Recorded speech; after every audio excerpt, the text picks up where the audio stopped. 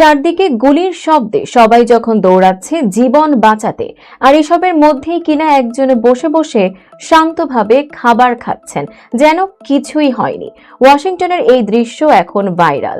White house correspondents ডিনারের সময় Washington হিলটনে হঠাৎ গুলির শব্দ শোনা যায়। অনুষ্ঠানে ছিলেন মার্কিন president Donald Trump, first lady Melania Trump এবং ভাইস প্রেসিডেন্ট জেডি ভ্যান্স।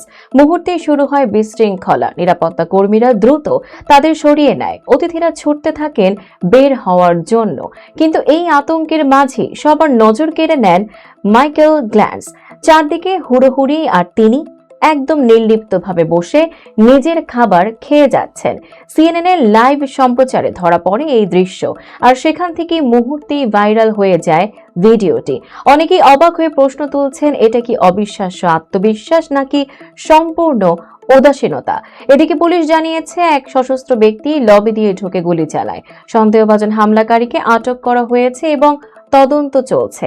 একই ঘটনায় কেউ দৌড়াচ্ছে প্রাণ বাঁচাতে, আর কেউ বা শান্তভাবে খাবার শেষ করছে।